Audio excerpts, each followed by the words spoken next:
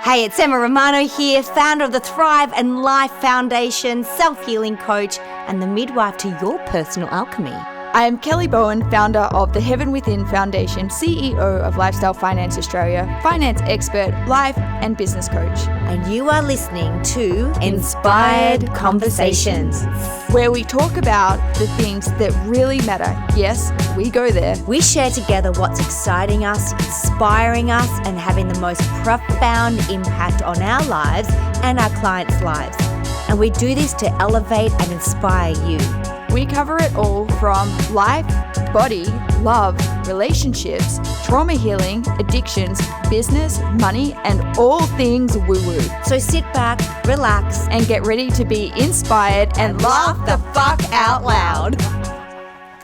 Welcome, everybody. This is 𝘿𝙗𝙗 and the delicious and gorgeous 𝘿𝙚𝙖𝙡, and you are listening to Inspired Conversations, episode 11. And what are we talking about today, Em?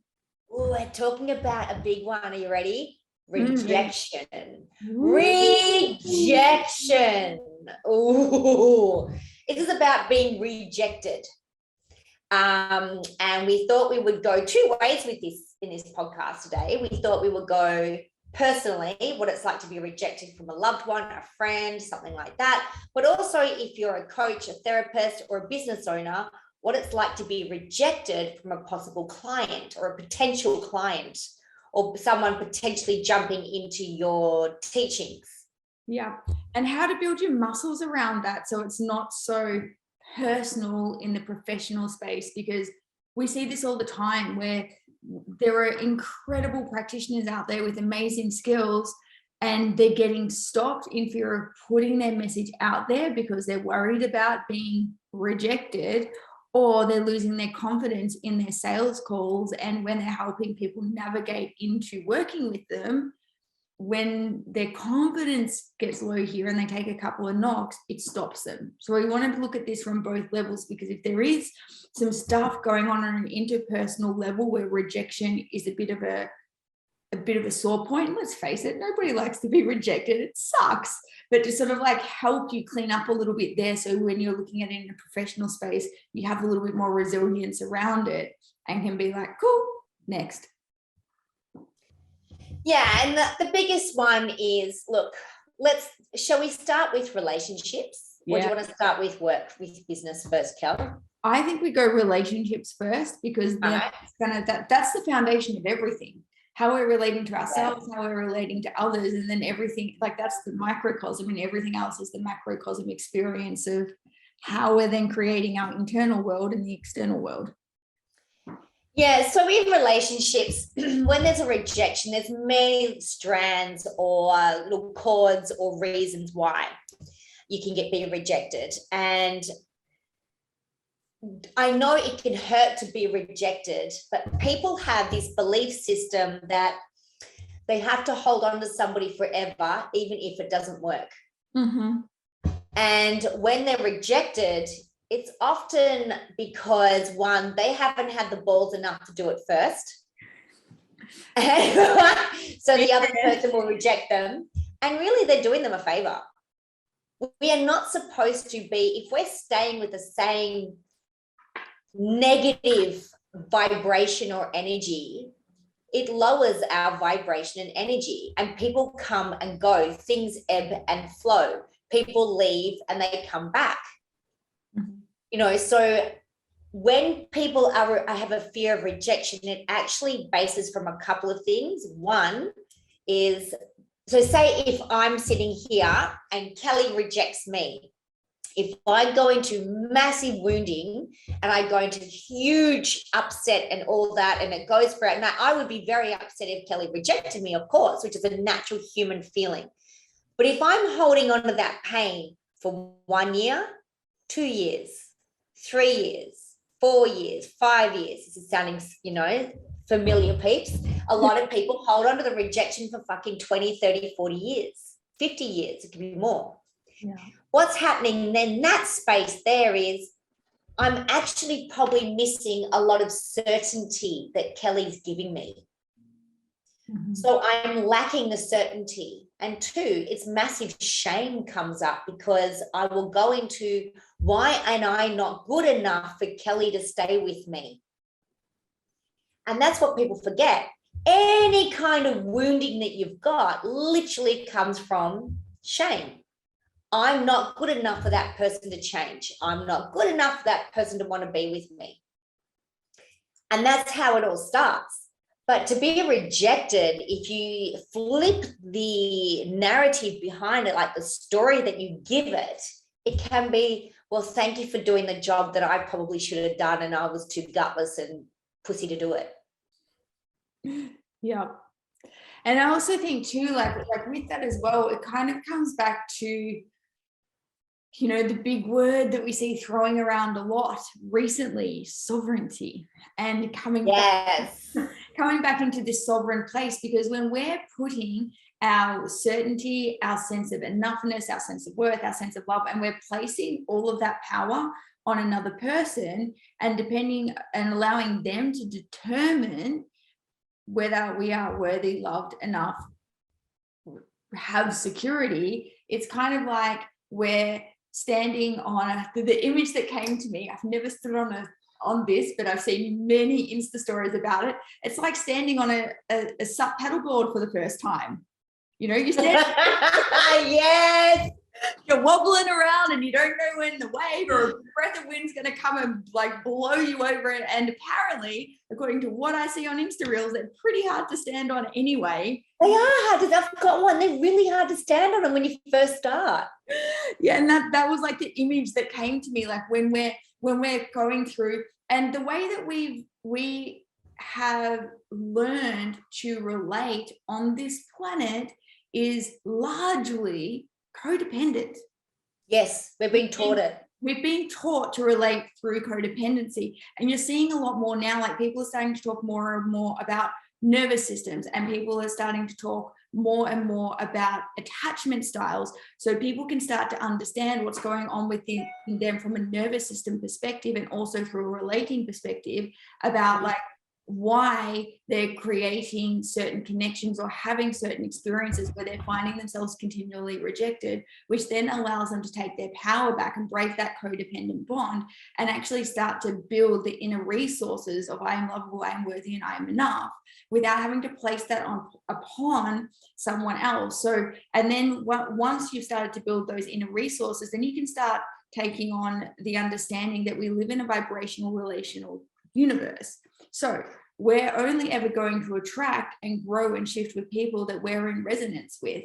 And if, depending upon what's going on in somebody's reality, if they've gone through big shifts and you're not quite ready to go there, there may be a non-resonance for a period of time, or a complete non-resonance, and you vibrate out of each other's lives.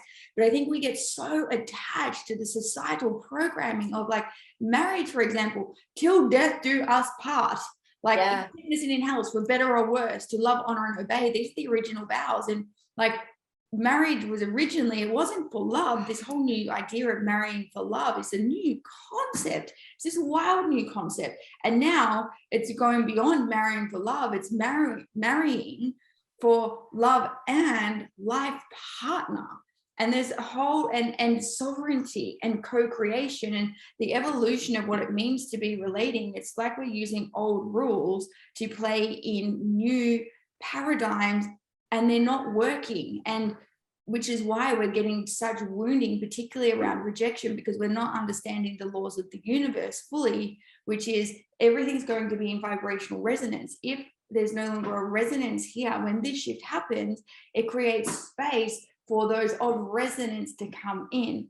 And every time this happens, and I can hand on heart say this because I've been through this a few times, is that every time there's a vibrational mismatch and what seems like a rejection, like to call them redirections, then what you call in and the new level of people you get to play with, connect with, and co-create with are so much more delicious, because every time you grow and shift, there will be some that move with you and some that don't, and that's okay. What fucks us up is the attachment we have to that. And sometimes the ownership we put over people or relationships or friendships. You know, I have so many clients that come in, couples that come in that really see me and they shouldn't be together. And they will sit here and they'll tell me, yes, but my vows mean so much to me. I'm like, do your vows mean more to you than your happiness in your life? Because the vows are just words. Yeah. It's the meaning you're putting behind them. And the fear of being rejected, just a fear of it, is what keeps them in really fucked up situations because of a fear of being rejected. And I love what you just said, Kel, like rejection is redirection. Yeah. It depends. It's the story. It's the meaning you put behind it. It's like anything. I used to hate rejection. I used to deeply, deeply wound me. And I used to hold on, and I used to hold on to grudges. And I used to be terribly jealous. I used to be a very jealous person. Really? And I see that in you. Well, I know, isn't that funny? I said that to a couple that came in the other day, and they're like, you just don't seem jealous. I used to be really jealous of other people, of what they had, not like around a boyfriend or a husband or anything like that. What I mean by jealousy is if you look like you had something more than me, I would be very jealous of you. And that led in because when I was jealous of somebody else, what am I doing? I'm completely rejecting myself.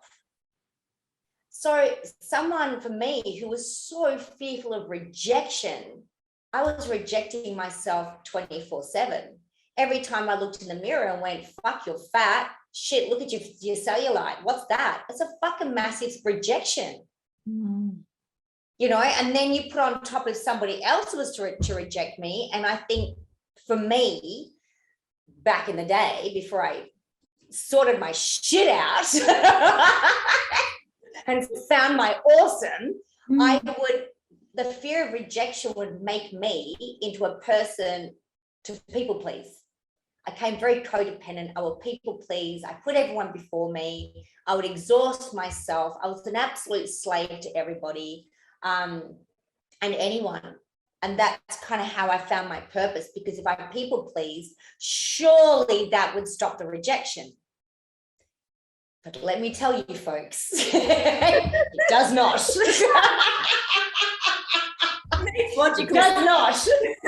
Makes logical sense to the child, though. I get you thinking with it. It totally. You know what I mean? Come on. It's fine. 1 + 1 = 2, right? Apparently not. You know, and when I was more of a people pleaser, that's when I got rejected the most. It's not now when I'm sitting in my queen and I'm like, yeah, I am who I am and I fucking love the shit out of me. And the parts that I don't love, I'll either change them or I'll accept them. It's one of the two.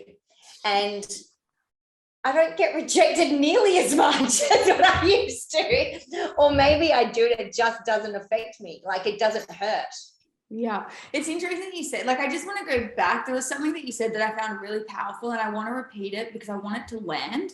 And it was your inner talk about how you were constantly rejecting yourself all the time.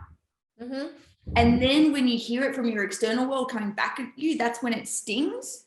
Yep. So I want to invite our listeners, like in this moment, the opportunity to just slow time down a little bit and start listening to how you're communicating to yourself if rejection is a thing, and start to notice how much on a moment-to-moment basis are you rejecting yourself? Are you telling yourself that you're not enough, that you're not good enough, that you can't, you don't belong, whatever it is, start listening to it. Because what's going on in here, inside our inner world, is just reflected and projected back at us.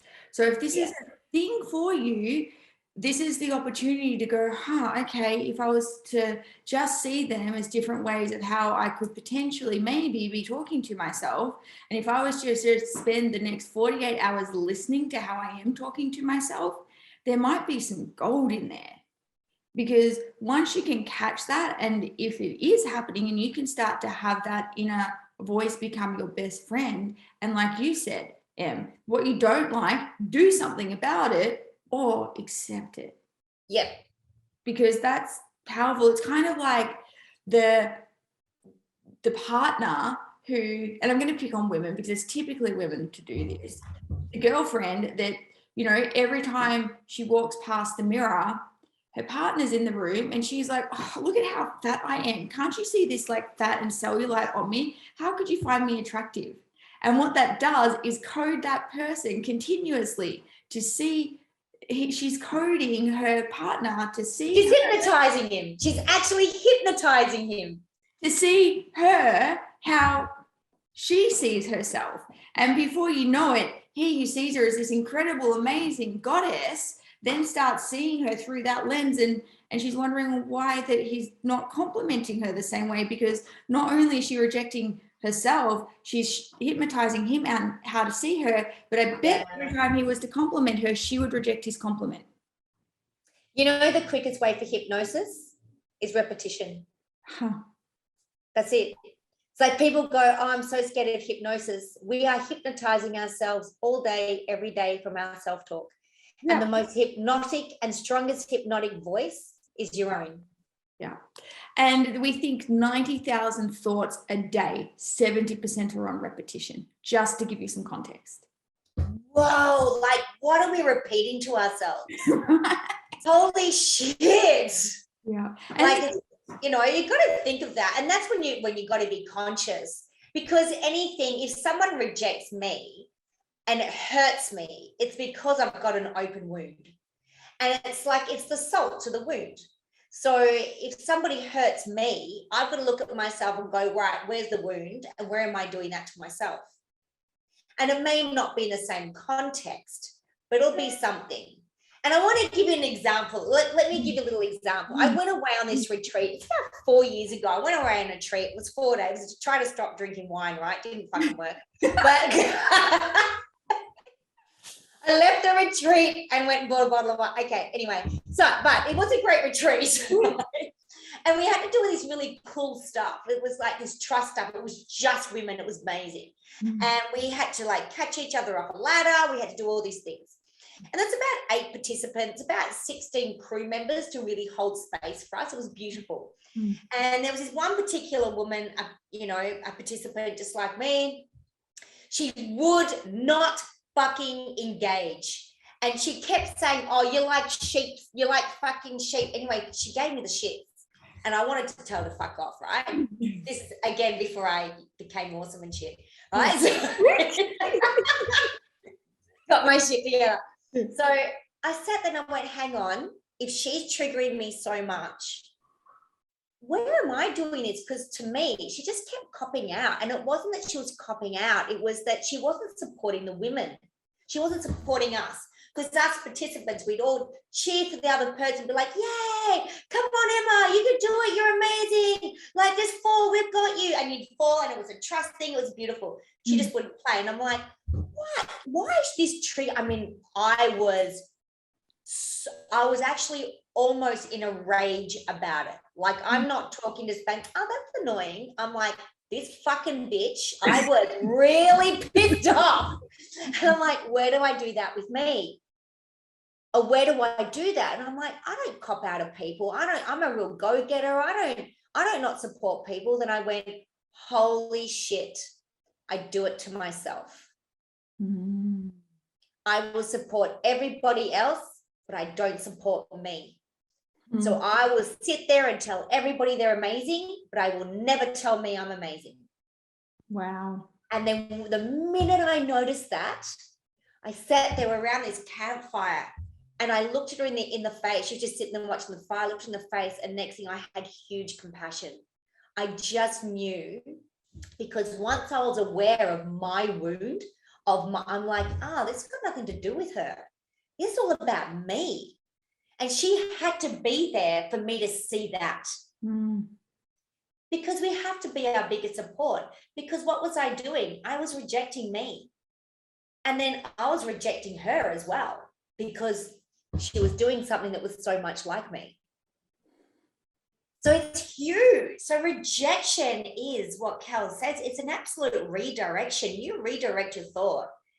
And I've got a top tip. If you're ever in a situation where you go, this fucking hurts, I'm being rejected, or rejection's coming up, or maybe I need to reject somebody else, That's you. That's harder for me.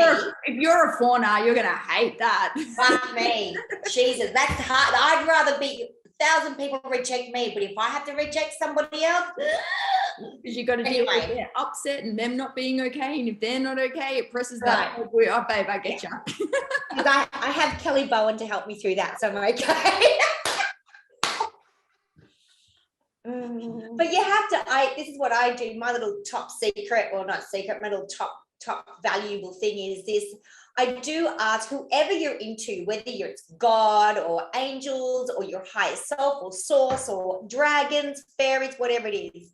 I just say, God, how can I look at this situation differently, please? And then boom, it'll come in. Because the minute you say, how can I look at this situation differently? You're coming from a very different point of view already. You're now in agreement to something of a higher perspective. Instead of sitting in the shit, you're in a highest perspective of looking at something. Yeah, you're looking for the highest idea. So, and I love that. Like, I personally believe that life is a contest of ideas. Stand with your idea until you get a better one, because the higher idea is always the one you want to go with.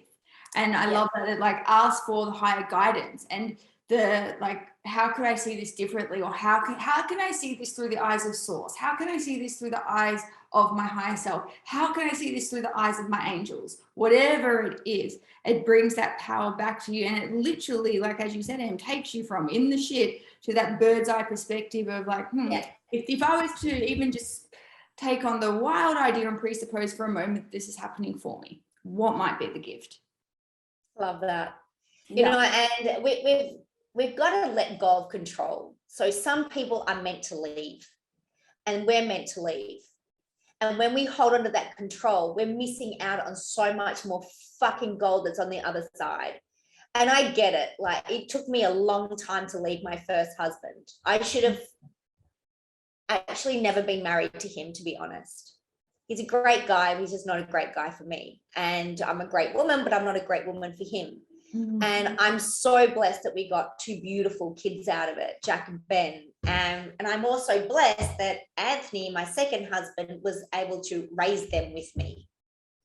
So I was very blessed, but I was in such fear of breaking up the relationship, in fear of rejection from my family. You know, what would they say? What would they do? Like, to me, to be disappointed in me is rejecting me.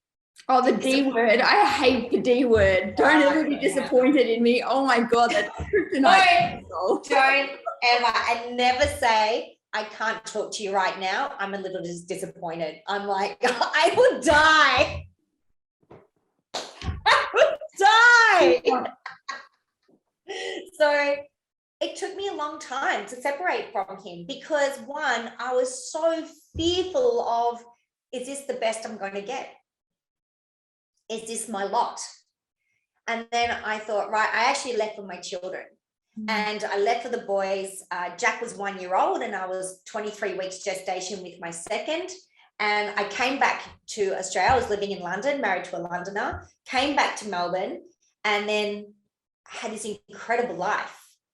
And that's what I want to, you know, sometimes the decision making can be the hardest part, but once you make the decision, the agreement's there to a better life and you'll already see it and it'll be instantaneous.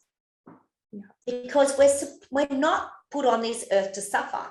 No. That's a man-made bullshit fucking thing to control us. It doesn't, that's not true. It's such a fucking lie. And we need to stop living this, we need to stop proving the lie right. Like, it's bullshit. Let's prove that beautiful, the real truth. Let's, universal law is we're abundant and prosperous, and we're full of love and health and joy and amazing and money and luxury and connection and all the amazing things. Let's prove that right. So I think the biggest rejection that everybody needs to reject right now is, let's reject the shit that's not working for you. Yeah. And then redirect into what can be working for you. Yeah, it's really powerful. When I think about relationships, there's two statements that really stands out for me that kind of really helps categorize and context things. So the first one, I can't remember who said it, but you see it floating around on socials all the time, which is, you know, some people come into your life for a moment, some for a reason, some for a season, some for a lifetime, have the wisdom to know the difference. Yes. And that's kind of like going, okay, it just helps not place that attachment, or allows you to be really in the moment and experience the deliciousness of it on any level, whether it be personal, professional, intimate, whatever, for what it is, and allows that like come and go in that transient nature, because life does have a transient nature. And then the second one was from a guy called, I'm pretty sure his name's Dan Millman, and I was at AFest, Love and Relationships. And he's like a gay sex columnist. He's hilarious.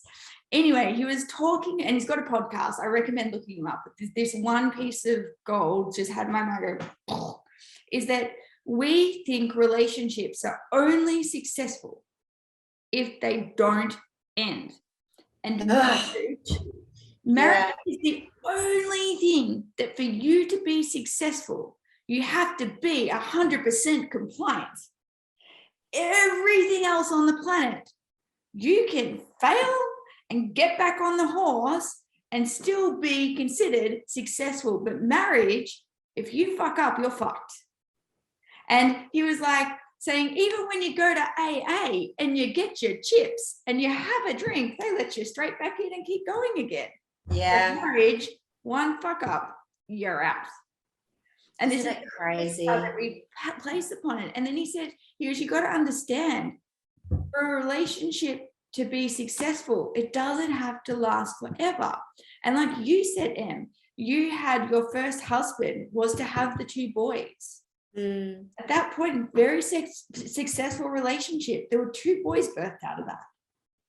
Yeah, and we had a really successful divorce too. I reckon it was probably the best divorce in the history of divorces.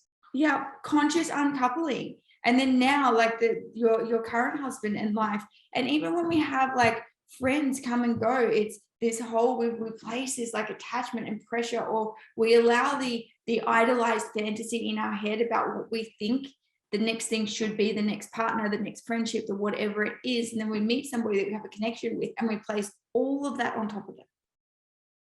And that's where the problem is. And if we allow ourselves to go, a relationship doesn't have to last forever for it to be successful. I've got people who have come in and out of my lives for various different reasons and purposes. And when I look back and see the gift in each one of them, and like what happened in that time that I was with them, very successful relationship in its purpose, in me getting what I needed to get, in what they needed to get, and then shifting on. Yeah. And some of them, like I've got friends for like that have been with me for 10, 20 years that have seen me go through so many different life transitions. And in that too, like there's been times where we've been super close because our paths, like our timelines have been like following, like coincide each other. And then other times where we've gone off on completely different journeys, and we might only see each other once a year, and then they come back in together. Like it's not, when we allow for the transientness and stop putting all these pressures and rules that half the time aren't even our own onto something, it just creates that space for so much more love and joy and play, and to not experience the perceived rejection as well. You know, I used to hate rejection, as I said before, but now it's like, I love it. Because when somebody throws you out, I always believe if one dead sort of energy goes, it allows space for 3 light energies. And that's what's always happened to me. So if somebody rejects me, next thing, boom, 3 people come up. I can have a client. You know, I remember 3 years ago, I had a client and she rejected me. And I was like, okay, well, let's look into this. And as soon as she rejected me, because she was hard work, she didn't want to be there. She was very narcissistic. She really tried to play me to get her husband to do what she wanted him to do. Oh, yes. And I saw it and I called it, and she didn't like it. So I'm out, right? So I'm rejected. You're not supporting the narrative? I'm not supporting the narrative of a narcissist. God damn it. Anyway, And I remember that rejection, I was upset for the husband. I wasn't upset for me or her. And then bang, I get 3 clients the next day who are fabulous clients, by the way. You know, so, and it happens with people as well. But rejection, again, redirect it to redirection. Yeah. Make it something powerful. Yeah, it can work for you, not against you. It can absolutely work for you. Yeah. 100%. So shall we talk about rejection in business, Kel? Yes, I think you transitioned that so beautifully with that client. Yes, thanks, babe. I don't know whether you meant to do it. You didn't even mean to. All right, business. Okay, let's talk business. Yes. So Kelly is an amazing finance extraordinaire, and she's also does amazing business coaching. She's my business mentor. My business mentor. I'm very honored to be on this journey with you. Yeah, it is really good, like really good. I'm also a business mentor. Yeah. And I want to talk about that. So many people say, oh, if you're, you know, making so much money, what do you need a mentor for? You always need coaching. Always, constantly. Always. Guys, I was a tennis coach for 31 years. And, you know, when you're on top of the game, that's when you get even more coaches. You won't even have one. You'll have 2 or 3 coaches. You'll have the physio. You'll have the psychologist. You'll have this. You'll have that. That's what Kel and I have. Yeah. You know, I've got an army behind me keeping me up. Yeah. When I do my tax return, and when I look at all the money that I've spent on maintaining me, my emotional state, my mental state, my physical state, like all of those things, like that's a lot of money I'm spending every year. Like I'm talking multiple tens of thousands of dollars to maintain me. But when I look at that from a proportional return on investment, if I'm spending, I don't know, between 50 to 60 grand a year on me and my growth and my education and having support and team around me for the exponential growth in that, I'm okay with that. And you know what that's telling universe? It's telling universe you're in agreement with that high frequency. Because this is what gets me. Do you know how many therapists I talk to and I go, who are you seeing as a therapist? They go, no one. And I say, if you went to like a dentist and you said to the dentist, what dentist do you go to? And they go, oh, I don't see a dentist. Would you still lay there and let him play with your teeth? Fuck, no way in the world. Yeah. If you went to a chiropractor and said, oh, what chiropractor do you see? And they go, oh, no, I don't see them. I'd be jumping off that table and I'd be out of there. Completely out of integrity with completely out of integrity and out of alignment of what you're trying to promote and what you're trying to do. Yeah, everybody needs help. So with rejection in business is one of the greatest fucking gifts that can ever be given to you in your business. Mm-hmm. And I know some people go, but wait, what? That can't be true. It absolutely can be true. Because your business is an energetic entity on its own. Mm-hmm. It's its own energetic. It's like having another person. So you imagine your business, whatever your business, could be a coffee shop, could be an accounting firm, it could be a coaching, it could be hypnotherapy, it could be, I don't know, you pick your nose and flick it at the wall and make it all up. I don't know. Whatever your business is. If you want to, you can actually imagine that business, say, as a person. Yeah. You know, so imagine a person's in front of you. Are they male or female or both, or what are they? Are they gender neutral? Are they wearing something? Are they naked? What do they look like? Mm-hmm. And you know, that person in front of you who's a representation of the energy of your business, do they want everybody on top of them? No. So if they don't reject, someone will have to do it for them. Mm-hmm. So rejection is one of the greatest things because it frees you up. It frees you up for all the good. So the more you reject as well. So as a business owner, you don't want to work with everybody. Hell no. Oh my God. You might only want to work with 10, 15, or even maybe 20% of the people that you even talk to. Yeah. You know, you don't want to work with everyone. You're not there for everyone. You're there for the right person. Yeah. And there's a couple of like really big lessons that has really served me in this with business when it comes to rejection.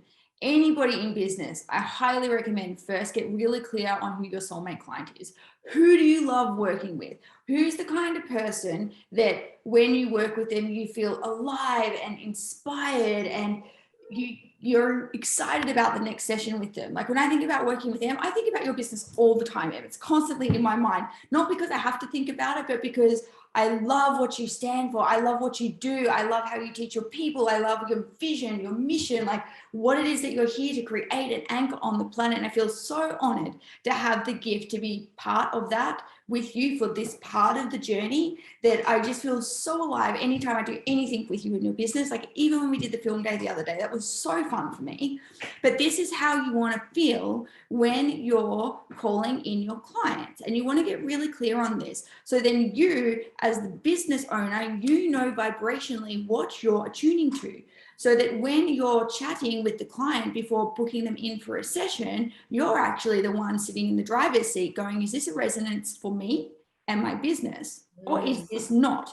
Because if it's not, and they're not ready at the level where you work with them, like I'm very particular about who I work with in the brokerage and also doing private coaching with clients, because in the brokerage, if your business isn't at a level where you have a signature program more than $5,000 and you're making a certain like roundabout 5 to 10K consistent months anyway, and have infrastructure within your business, putting finance behind your products isn't the right thing, because you've got more structural stuff that you need to do.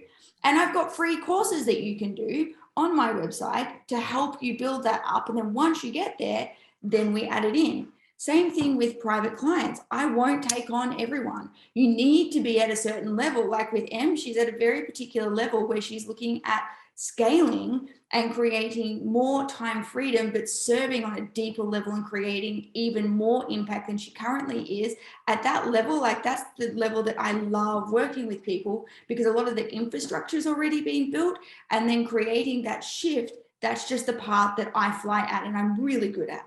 So this is where you need to think about as the business owner. Who are you? Like, who is it that you're really wanting to work with? Who and at what level? So that when you're listening to the client, you can actually decide, you're a match for me. I know that I'm going to be able to help you get that result. And if not, and if you're not at that level yet, what do I have for free that can help get you there? Or if I'm not the person, where can I send you? So it no longer becomes about, is the client going to say yes to me or not? You're the one sitting in the power seat going, is this the right person for me? And if not, how do I help them and where do I direct them? And this is where the power comes from, and it no longer becomes about being rejected. And this is why it's so important that we get clear on the soulmate client, and then we do the qualifying in the process, so that we're not spending hours of our time going deep with clients about or potential clients about various different things, and getting to the end and be like, why did they say no to me? I gave them so much. It's because we haven't got the systems in place to protect us and preserve us. And when we don't, we're also not serving the client either. That was fucking amazing. And thank you for saying those beautiful things about me and my business as well, Kel. I love you. You're incredible.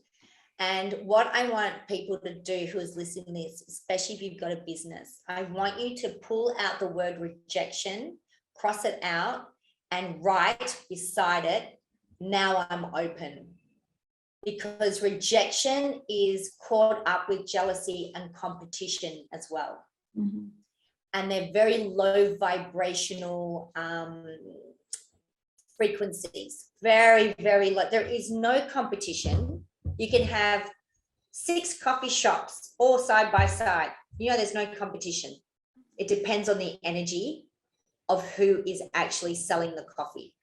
Mm-hmm. It all depends on the energy. It all depends on the belief systems. If you go into a business or even a relationship fearful of rejection, you will create it. You will make it fucking happen. You'll manifest it. It won't be at that moment, but you'll lead into it. It could be days, weeks, months, and you'll set it up. You'll set yourself up for that rejection. Mm-hmm. So rejection for me simply means this. If a client says no to me, I go, well, thank God. Because it means I'm not that in alignment with them, which means they're going to get somebody who's going to help them better than me. because they'll be in alignment with somebody else. I'm not for everyone. I'm quite a very forthright coach. That about you? Yes, and some people need some kumbaya, my lord. That's not me. Because I just want to get really fucking massive. I mean, I support and love and hold, but I will call a spade a shovel, you know, and because it's out of love. But some people can't handle that in their nervous system quite yet. So that's when I'll refer them to somebody else, saying, you need a much more gentle, kinesthetic kind of therapist right now. I'm not your person for you right at this minute. Maybe in 6 months I am, but not right now. So rejection is not, there is no such thing as rejection as itself unless you believe in it. Yeah. But if you believe in redirection or believe in, hey, that's just over there, I am now in a creative space to create something different now. Because there's no end to anything. You don't end something, you're just in a new creative space. Yeah. That's all it is. There's no, oh, my marriage is finished, or someone rejected me. That's the end of our relationship. No, it's not. You're just now in a different creative space. And it might be the end of that dream, which is often where the grief is, in the ending of that dream and the recreation of that. Because there's a lot of energy going in one direction and it stops really suddenly, or feels to stop really suddenly. That is so violent on our nervous systems. And that does take some time. But when we can start to step back, like definitely honor the healing and the grief and the loss and all of that, if it's something where it's been very sudden, or the loss of like somebody dying or something like that, then that takes some time. But when we can start to step back and see it as, okay, you know, it's also, I can't remember which universal law it is. Anyway, irrelevant, but essentially what it Number four, I think it's talking about number 4. You know what number 4 is? There's 12 of them. I don't have a clue. But it's the one where like energy never ends. It always transmutes or whatever. But if there's been a big disruption over here, that energy doesn't die. It becomes transmuted and transferred into something else. It's always constantly moving. And I can't remember what law it is, but essentially it means that.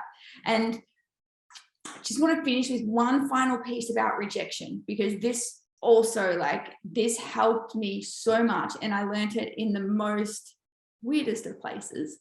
And with rejection, when I spent 6 years being a stripper, and I'm having to walk up to people and ask them, do they want to come and see me naked on a nightly basis, and I'm wearing all but the little outfit, you get very thick-skinned around rejection.